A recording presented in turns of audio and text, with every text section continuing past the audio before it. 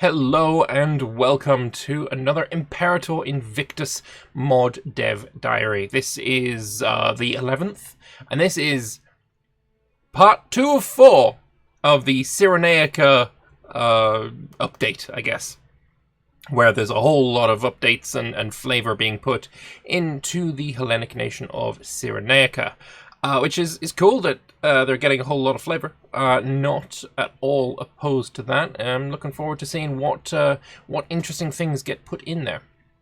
So again, I just want to apologize for being kind of late with the dev diary. Depending on when you see this, it's either like 2 or maybe even 3 days after the dev diary came out that this is going out. It's just an issue of scheduling. I'm busy on Monday nights, and I don't have the time to do it on Mondays, which is when these go out. So it's probably not going to change, if I'm being honest. Apologies. Anyway, let's get into this. Dev diary 11, Cyrenaica Part 2, plus the latest hotfix.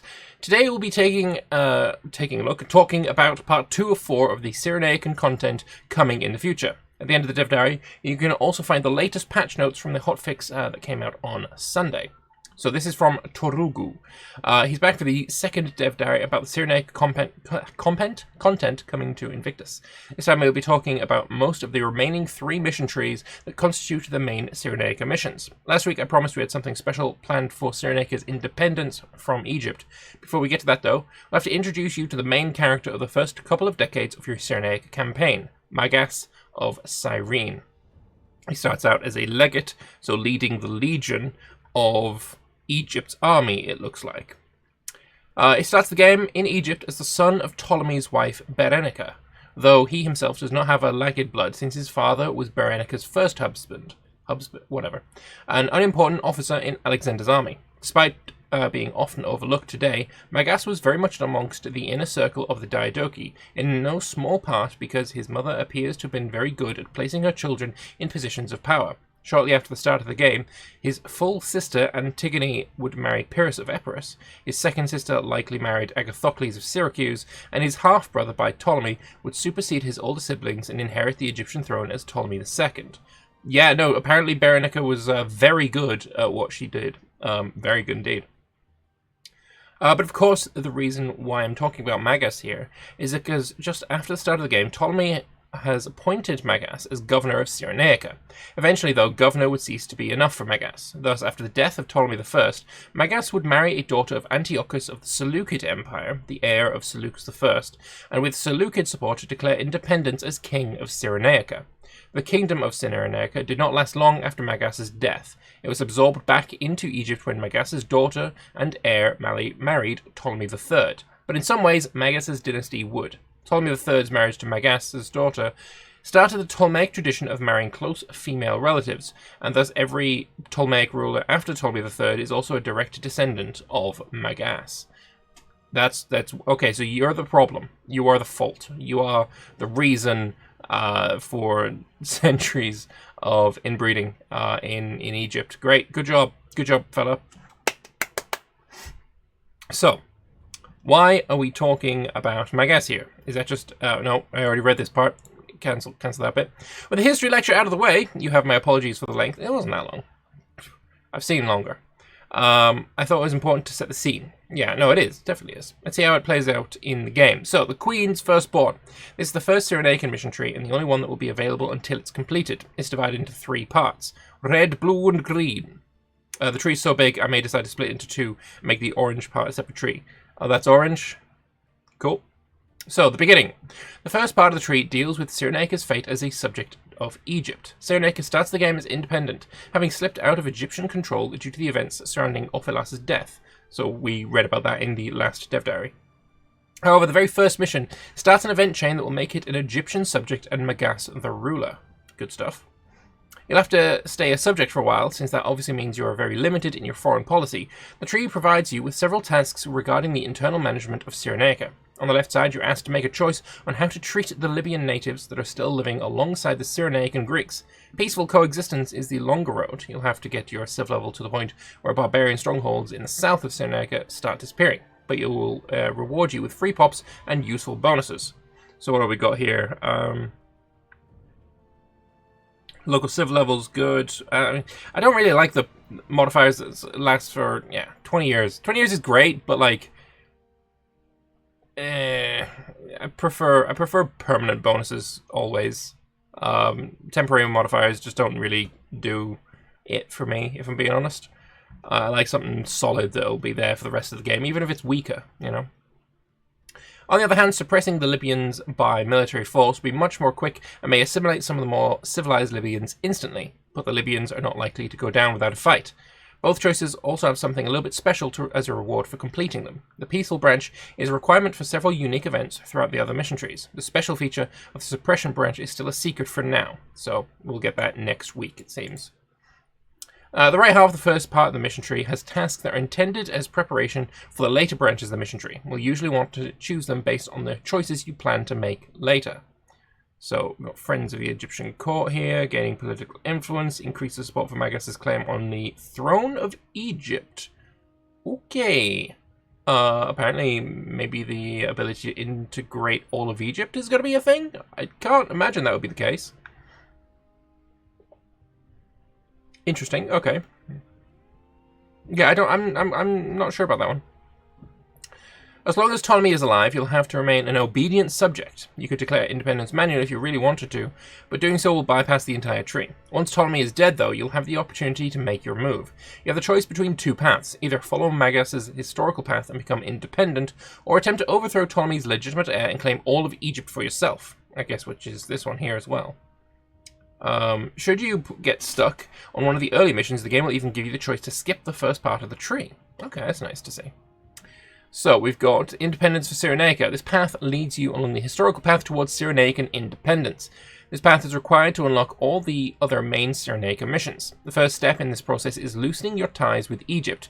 Completing the mission, Take Control of Foreign Affairs, will change you from a feudatory, which can be annexed and called into war, into a colony, the same subject type that Athens gains if it decides to remain an Antigonid subject via the vanilla missions. Also, the same kind of subject that Carthage gets if it creates Carthago Nova in southern Iberia. Colonies actually are really, really good to have, by the way. Every single colony that you have gives you plus 5% commerce income, which is a really nice bonus. Commerce income is a fantastic bonus to have. So you kind of want colonies. Unfortunately, you can't really make them any other way than missions, as far as I'm aware. But if someone knows how, let me know, because I will very clearly improve my gameplay by a significant amount if I can just have infinite colonies, because they're really good. Next, you're given the opportunity to seal an alliance with one of the major Hellenistic powers by entering into a royal marriage. Unfortunately, Magas' historical wife isn't born yet when the game starts, but if you choose to ally with the Seleucids, the code will do its best to find the closest existing character to the historical Apama II. Once your preparations are finished, you can use the War of Independence task to start a war against Egypt. The war will be made a little easier by the fact that the game considers Egypt to be the aggressor in the war. It's still going to be difficult because Cyrenaica ain't got shit on Egypt, let's be honest. You'd kind of need Egypt to be maybe in the Syrian wars with the Seleucids, perhaps. Kind of a double team. That would be what you'd really hope for. But I mean, yeah, you know, the alliance with the Seleucids here. It's gonna be, you kind of need it, let's be honest. But then, even then, if the Egyptians decide that you are the main task, which, you know, Egypt being the aggressor in the war, and he would attack you, he'd probably have the war goal being on your land, he'd probably focus all his attention on you. I don't rate your chances. It's not going to be an easy one, let's put it that way. However, Magas might not be content with just Cyrenaica. As an alternative to the historical path, you can choose to push Magas' admittedly flimsy claim on Egypt itself. We decided to include this branch because of two reasons. It reinforces the close link between Cyrenaica and Egypt during the time period. Historically, Cyrenaica was often drifting in and out of the Egyptian sphere of influence, and often it's difficult to say whether it was an integral part of Egypt or a subject under the rule of a side branch of the Ptolemies. And number two, it gives us the opportunity to represent some of the civil wars that often ravaged Ptolemaic Egypt in a way that is fun and interactive for the player. In fact, many of the missions in this branch are inspired by the civil war between Ptolemy VIII, the VI, and Cleopatra III. Ptolemy VIII ruled from Cyrenaica for a time before regaining control over Egypt. However, unlike the aforementioned Ptolemaic claimants, Magas' claim to the throne is very weak. He may be the son of the Queen, but he's not related by blood to Ptolemy himself. Thus, Magas will have to secure claim support if he wants to have a chance to take control of Egypt. Claim support is a new mechanic that is unique to the Coup branch of the Cyrenaica missions. Claim support can be gained by fulfilling mission tasks, through events, and through special decisions and character interactions. Following the mission tree will net you some claim support, but having a fighting chance in the civil war is about to come, you'll need to convince provinces and characters to join your side. This can be done via special decisions for the provinces and via a special character interaction for characters. This is a phenomenal. I mean, we've had various areas where we've, or I say we, I haven't done shit, where the modders have added mechanics. Think of the Harvest Seasons mod, for example. It's mechanically something new, right? No, actually it's not. It's just modifiers. I'm struggling to think of, like, mechanical changes instead of just adding modifiers to certain things. This feels somehow above that, in a way. I think... well, it's certainly interesting. It's certainly interesting. Yeah, no, this...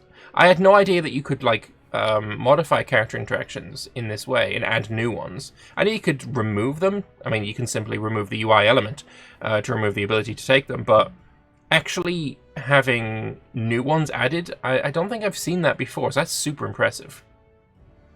Recruiting a governor is expensive, but maybe well worth the cost. Yeah, I mean, you want Upper Egypt, don't you? If you recruit the governor of Upper Egypt, you will win against Egypt. Lower Egypt is certainly stronger, but Upper Egypt would be the second strongest, and that is like southern, just past Memphis. Once you take the decision and character interaction, the target will ask you for something in return for their support. It could be a simple lump sum of money, a request to throw a character's rival out of your coup faction, or a number of other things. If you satisfy the province and character, you will receive an amount of claim support relative to the importance of the target. Characters also join your side once war breaks out. Provinces will be more likely to join, though they might not if your overall coup support isn't high enough. I like all of this so far. This is really cool. Yeah, no, this is all really interesting stuff. Good. There is one way for you to get a significant amount of coup support with relatively little effort. Promise to install a better claimant as your co-ruler. You can try to win the support of one of the adult sons of Ptolemy, though it will be difficult to convince and may have their own ideas about how to rule the country. Alternatively, you can convince one of your younger half-siblings to join your cause by weaseling them away in the night. Note that both options will heavily favour the historical heir, Ptolemy II, if he is not already the ruler and fulfills the other requirements. Once all your preparations are complete, you may push your claim by starting a civil war. Doing so will make Cyrenaica part of Egypt with you as its ruler, and will instantly start a civil war with the strength of your faction dependent on your claim support. Winning the civil war will make Magas the undisputed ruler of Egypt, at least until your co-ruler comes of age, since you have chosen to appoint one. That's all. Honestly, this is really fucking awesome stuff, and I kind of wish again, we've got something super interesting for one faction, and it's like, I want this for all of them, you know? If you end up becoming a vassal, like, maybe... I'm thinking of, perhaps... Well, if you, as Macedon, have conquered Thrace, you conquered Greece and all that, right? And you're the Antipatrids, and you put your brother on the governorship of Thrace, whereas you are still in Macedon, then this kind of coup, civil war thing would be what I would like to see as something that could potentially happen on Succession. Like, your sons are, your brother wants to fight for the throne against your son, or two sons fighting to, be the legitimate heir. This is the kind of shit I really want to see. So it's, on the one hand, I love what I'm seeing. On the second hand, I'm like kind of disappointed that that's not what we're getting. But you know what? I like what I see so far. That's good. That's good. Of course, a coup is not the only way for Magas or his heirs to gain control of Cyrenaica. Should you decide to follow the historical path during the initial mission, you will be given access to the Riches of Egypt mission tree. The Riches of Egypt covers expansion into Egypt as well as a struggle to take control of this rich and densely populated area. Due to the missions contained in this tree, it will only be available to monarchies, so if you're planning to become a republic through a political reform tree, you might want to complete this tree first. Alright, lovely. The left side of the tree covers your country's efforts to bridge a gap between Egypt and Cyrenaica by settling the barren borderlands and expanding the caravan road that crosses the desert. Commerce value, I like that. Yeah, no, these are really good. These are just roads, right? Roads give plus 5% regardless. But this commerce value is really, really nice. To the entire province, those are really good bonuses. The task's rightmost branch focuses on the worship of Zeus Ammon, a Libyan deity that was extremely popular in both Cyrenaica and Egypt as Amun. If you complete the task in this branch, you will gradually adopt more and more of the Egyptian pharaonic traditions, which will make ruling Egypt easier, though it might upset some of the Greek citizens under your rule. Alright. We institute familial marriage, naturally. Finally, the middle branch forms the core of the entire tree. Here you have to conquer Lower Egypt and decide how to deal with Alexandria. Historically, Cyrene was an important factor in Alexandria's rise as an intellectual center. Many of Alexandria's most famous scholars were born and raised in Cyrene. While on the other hand, the brain drain to Alexandria is an important factor in Cyrene's slow decline. Now Cyrenaica will have the opportunity to do the same to Alexandria should you manage to capture the city, and basically turn it into a shit heap. Or we could have the Library of Cyrene, which I think is the very first wonder that we've seen that has multiple extras, right? If you build the Library of Alexandria, you don't get two. Also, let's just have a look. Oratory, Research Doctrine, and Government Education. I want to have a look what those are. So I've got the game open. Let's have a look. Great Wonders. Got research, I think that's education, right? Oratory, Research Doctrine, you get plus 25% research investment. That's really cool. That's alright. And the other one was Government Education 4. That's not the button. Government Education 4. 8% chance, or yeah, you're improving what? Your finesse. These are kind of shit. I've never really been a fan of the education one. I've never really seen it actually work. Because if it's a 2% chance to improve with 4, it's just not going to happen. And apparently, if you have the 8% chance to fire, you cannot then get any of the other ones. Is what I've heard. I don't know if that's true or not, but that's what I've heard. I don't know, I've never taken them. But hey, if it's free, I'll take it. So, if you capture Alexandria, you may even have the chance to take back a souvenir. So, I guess this destroys the library. Actually, let's see. Did the Egypt in this game create the library? No, we've just got the lighthouse. Shame. If we had the library, we'd be able to see. Well, I mean, the fact that there's the what's it called? The tomb. You know, maybe that should be a wonder that you can, click through. I don't know. Either way, worth looking at. Finally, there is one thing that always bothered me when conquering Egypt. I really don't like how Egypt gets split in two when you conquer the capital region as another country. Often this forces you to either conquer all the way up to the Nile, or spend the rest of the game with horrifically bisected Egypt. With this, okay.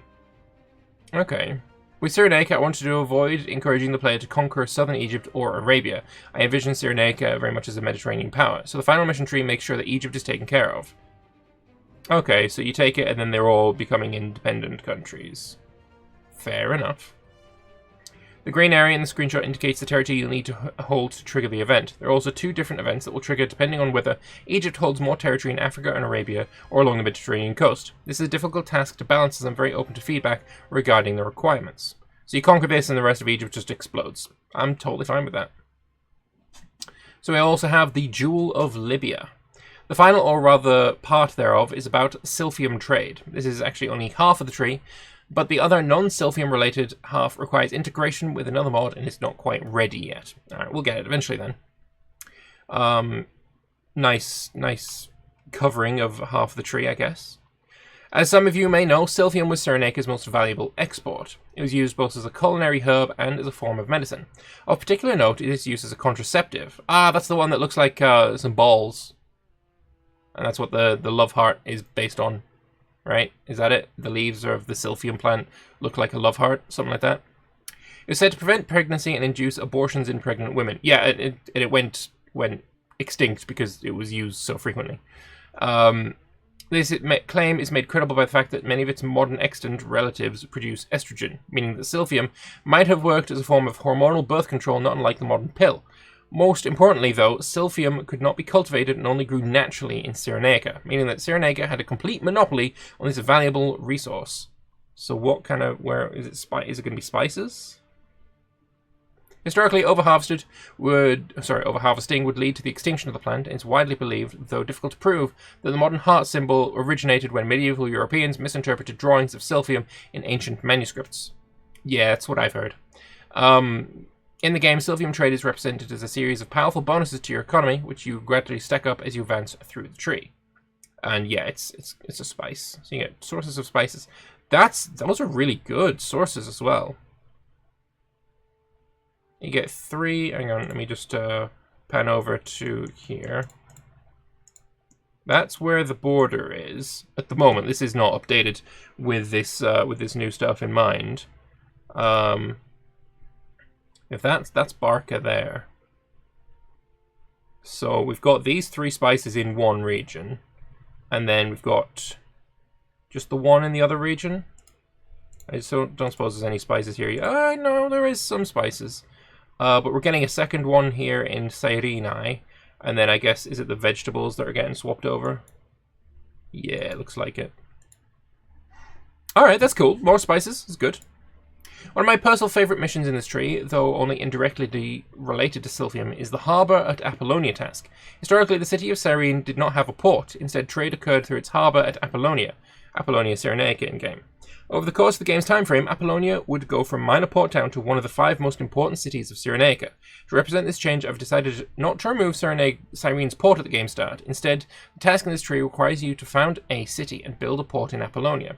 Once you've done so and completed the task, all existing port levels in Cyrene, max 5, will be removed and instead added to Apollonia. For each port moved in this fashion, Cyrene will gain a stacking modifier equal to the effect of 1 port building, and 2 random pops will move from Cyrene to Apollonia. So, what is the... You get pop capacity, migration traction, and pop migration speed. Is that worth really spending a lot of money to build extra ports? Maybe it is. However, much like in real life, the blessings of Silphium will not last forever. Several decades after you start in the mission tree, you'll be giving a warning that Silphium is growing more scarce. This unlocks a series of decisions that will make you pay for the privilege of nerfing your Silphium-related modifiers to something more reasonable. If you don't complete the decisions in time, you'll have to say goodbye to your contraceptive-fueled narco state. Oh, that's big sad. That is the big sad. The extinction event chain is something we'll have to balance carefully. My goal is to make sure that allowing extinction is a valid choice, maybe even the better one. Objectively speaking, loss aversion is a powerful drug. But I also don't want to make it impossible to avoid extinction. Right now, avoiding extinction is probably a bit too powerful. One thing that should help in this regard is that the player won't know exactly when the final extinction event triggers. Hopefully that will create a situation where you could avoid extinction, but you're tempted to hold on to your powerful bonuses for just a bit longer. Alright, that's all we have for now, but look forward to part 3 of the Cyrenaica reveal. There's a lot more to come. At this point, it's looking like Cyrenaica will be the most fleshed out nation in the game, which I'm totally fine for. So back to Snowlet. Next week we'll not be talking about Cyrenaica because it's still in development and we have so much more content planned. Don't worry, I have a feeling that many people will be happy with our Dev Diary next week. Good. Love to see it. I'm looking forward to it. As many people do be guessing, we're building up a major update, but you'll have to wait a bit more as we still have many Dev Diaries with plenty of content planned before it will be released. So, for the hotfix, translated New Iberian deities to Spanish. Spanish translation is under heavy development. Yep. French translation, cool. Lots of bugs in the Macedonian trees, tooltips, and checking wrong provinces. Archaead tech not appearing. You find it in the religious tree on the right part if you have Archaead bloodline on your ruler. You now only get the Lighthouse mission if you have the Antipatrid bloodline. Not all Macedonian trees like before. Alright. Previously you got all the Macedonian trees, which totally broke the game, but the Lighthouse one is still possible, so anyone with the bloodlines can build up Macedon proper. and fixed a bug where the League of Corinth doesn't properly annex small subject states. This is one problem in vanilla as well. Some news about the Dev Clash. Next Sunday on the 11th, the 1st. On the 1st of August, there'll not be a Dev Clash. Yeah, this Sunday there will not be a Dev Clash because there are too many devs missing. They're busy, so we're going to be taking a week's hiatus. So I'll be delayed by a week, and that is also this game that I'm showing off here. This is the Dev Clash. So while I won't say if you want to watch, come down this Sunday because it won't be on. If you want to watch, come down the Sunday after, where I'm playing as the glorious nation state of Rome, and things are going quite well for us. If maybe they're okay, things are fine for now. We'll see. But yeah, that is all we have time for you for today. Let's chuck a love heart emoji on that one. This is a long dev diary. I think maybe slightly too long, if I'm being honest. I feel like there could have been, this could be cut a bit, or leaving some of the Cyrenaica stuff as a bit of a something to find out, rather than having everything posted in the dev diary. It's the same thing I had issues with when we were looking at the vanilla dev diaries, when they were just like, okay, here's another mission tree, and here's everything in it. And, like, certain ones, like the Thracian tree and the Antigone tree, I was like, I really like these mission trees. I just wish you hadn't shown me them, if I'm being honest. I kind of getting that feeling as well. I'm not sure I like mission tree dev diaries. But, it's also fine. It's also fine. That is just a personal preference, and maybe people disagree with me. People really like mission tree dev diaries. Let me know in the comment section below if what you are thinking. Let me know what your thoughts are on Cyrenaica. Personally, I've never actually played them. So, I mean, they're dead here, so I can't even look at them. Have you played as Cyrenaica in Imperator Rome? Because I haven't, and I'm looking forward for all this updatiness to be pushed out, because I do want to have a campaign as them, and we'll probably end up streaming that as well. So let me know if you would be interested in that. But until next time, thank you very much for watching. I hope you've enjoyed this dev diary video, and I'll see you in the next one. Bye-bye.